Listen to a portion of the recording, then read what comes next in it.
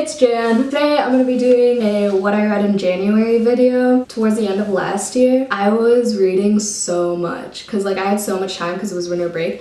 Plus, I think it's because I started watching like booktube videos. So I got really into reading just because it like motivated me and stuff. Like I've been an avid reader for a while, just like not this much. Like literally I read 9 books in January.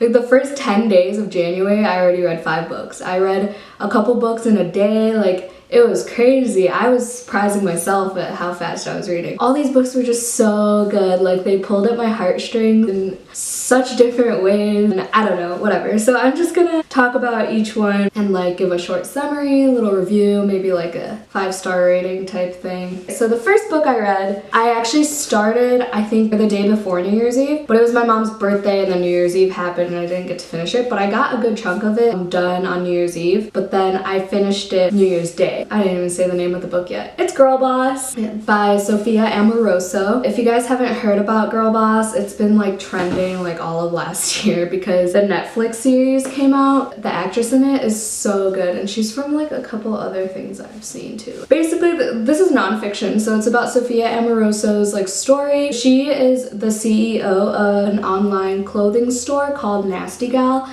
and then they have one physical location like in LA. Tells her story about how basically she went from literally rags to riches. Like in her teenage years she was working at like small retail shops, and then like she worked as like she scanned like IDs at this like art school or whatever. She was like eating bagels out of dumpsters. It was such a good, I'm kind of glad I didn't finish it in 2017 because it was such a good book to start the year off with because it was so motivating. Like I even like highlighted a couple things. Her voice is so good. She's such a badass bitch. She gives you that right like slap in the face that you need and like that reality check that you need, that like hey, like you can do this, you know? I give it a 5 out of 5, like for sure. The way she wrote it and the illustrations in it are all just so good. So inspiring. Like obviously this is like a 1 in a million chance where she starts on eBay. She started shopping at thrift stores and then she would buy, let's say like a $10 shirt or jacket or whatever. She would find like good ass pieces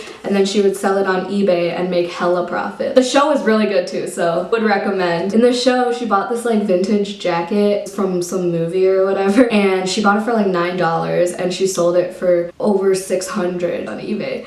So then she realized she could make a business out of it, and then now, bam bam, she's running a multi-million-dollar business. So yeah, that's Girlboss. Sorry, that was longer than I expected. 3 days later, I finished this book called The Becoming of Noah Shaw by Michelle Hodkin, and this is the first of the companion series to the Mara Dyer series. Honestly, like I want to reread Mara Dyer because it was just so good, but like I don't remember like many vivid details of it. I just know it was this girl who like moved to Florida and then there was like this fire, but she didn't know what caused it, but it killed her best friend and her ex-boyfriend. She has like a bunch of hallucinations. She doesn't know why it's happening. She gets admitted into like an asylum or like a psych ward or whatever, and then she like figures out what happened and then whose fault it was, and I don't know, it was just such a good series. And then so this book, I can't wait for the rest of the trilogy. I think it's a trilogy. Yeah, the Shaw Confessions trilogy. So Noah Shaw is Mara Dyer's boyfriend, and he has like all of them have like some sort of power. This is basically from Noah's perspective and like trying to figure out who killed his father, and then they were trying to figure out why there were so many suicides going on around town, and you find out everyone else's powers in their friend groups and everyone they met at the psych ward and stuff like that. I think it's called a psych ward. Psychiatric unit.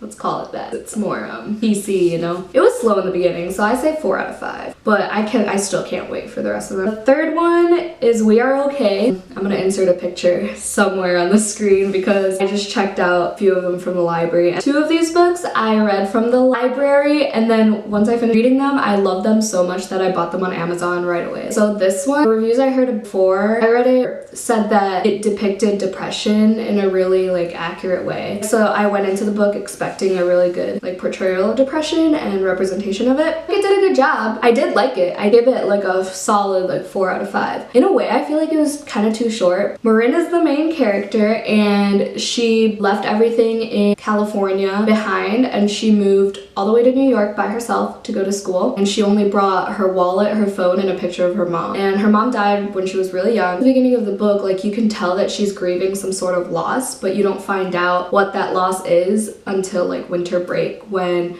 her best friend from home comes to visit her. It kind of just like unravel Marin's past and like why she's feeling the way she's feeling, what caused her to move all the way across the country. So it was a really good book, and it did make me almost tear up. I thought I would cry, but I didn't. Or maybe I did. Honestly, I don't remember. But the cover of it is beautiful. Like, that is one of the most beautiful covers that I've ever seen probably on a book. I finished that literally in a day, and it was the day after I finished The Becoming of Noah Shaw.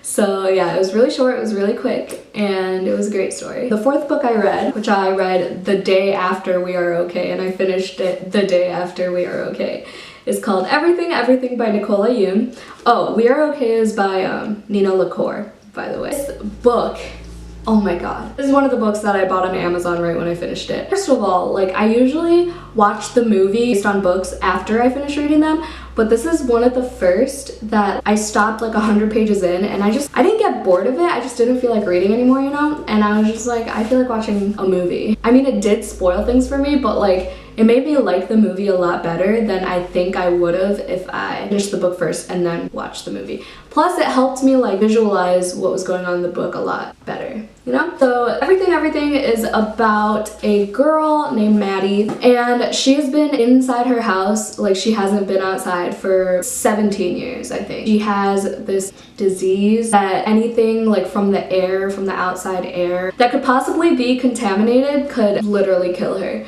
So the house has all these adaptations that caters to Maddie's disease. So like, there's this like little white room that's in between the door from the outside to before you enter the house itself. There's basically like a vacuum that like decontaminates all the outdoor bacteria from you before you step inside the house. Another character in the story is Maddie's nurse that she's had for, I think, 15 or 16 years. Carla is her nurse. There's a boy next door who just moved in named Ollie, and they share a romance. She like takes risks for him. It made me cry. The movie and the book both made me cry. And it was a really quick read. The way it's structured, like the chapters are really short. It's really nice to see how the movie played it out, because in the book it was all like IMs, you know, and emails, but obviously the movie is more modern, so it was like through texting. It was just cool, little changes. Okay, that was really long too. I'm definitely gonna edit a lot of this out. But the fifth book I read, I'm gonna insert a picture again somewhere,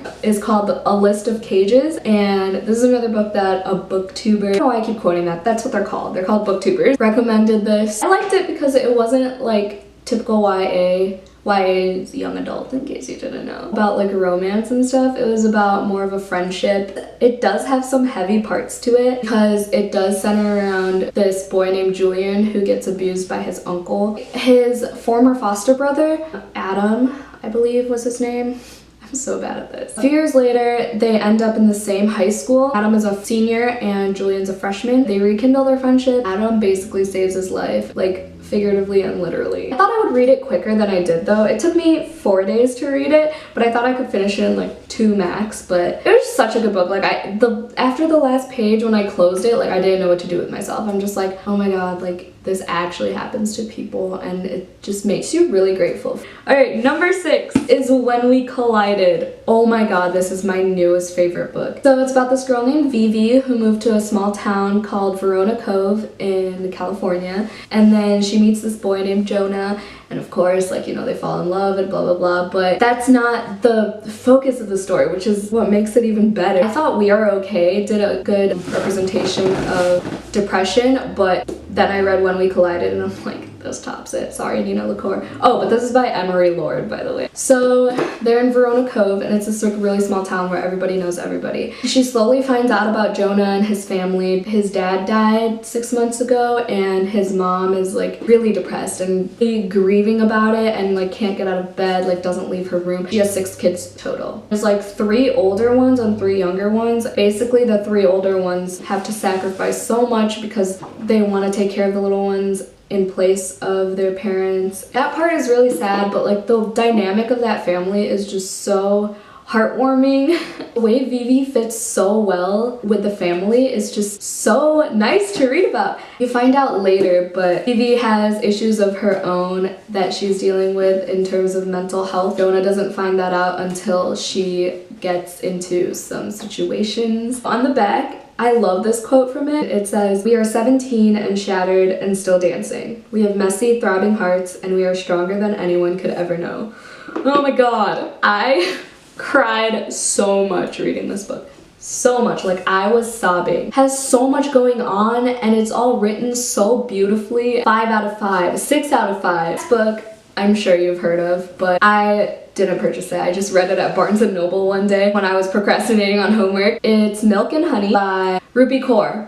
Just, you know, poems. Like, you've seen them before on Instagram and Tumblr. I give it a 3.5 out of 5. Really glad I read her second book first, For Milk and Honey, which is called The Sun and Her Flowers, because I like that so much more. The subjects that were touched upon in Milk and Honey, just some of the poems just made me kind of uncomfortable. I mean, a way that didn't sit well with me, you know, because of my experiences. Whatever. Not much to say about that because everyone knows about it, so. Next book is called Hush Hush. I've heard about this book like sometime in high school from my best friend, Laura. I mention her in like every video. And I really wish I read it when she told me about it because I definitely would have enjoyed it more if I was in high school than now, my 3rd year of college. I give it a 3 out of 5. Like, it did get my heart racing towards the end. The story was unique. It was just like the romance in it was just so high school. Like, it was so basic. The whole like Fallen Angels thing was pretty cool. Like I said, the ending was intense, but overall,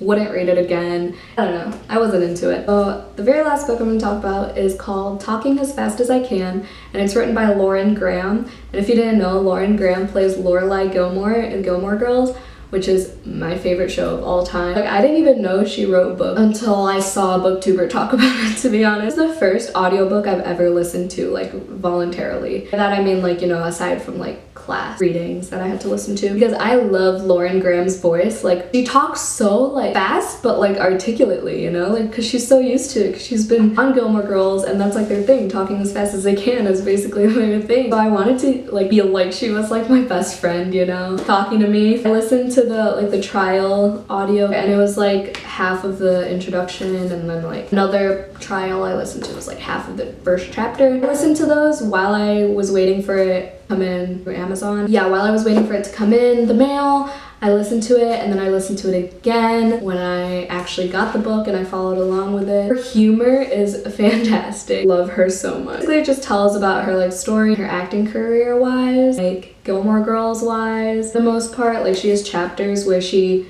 has a bunch of spoilers for the Gilmore Girls episodes, so this is for like big fans, you know. And she just talks about like how it is playing Lorelai Gilmore and her relationships with the other characters and stuff like that, and just 5 out of 5 for sure. So that's all 9 books I've read so far in 2018. I don't know if I'm gonna keep making these like bookish videos. I hope some of you read a couple of the books and let me know how that goes. Now that that school's starting, like I haven't been reading as fast or as much, and it sucks because I have no time, but life, you know? All right, bye.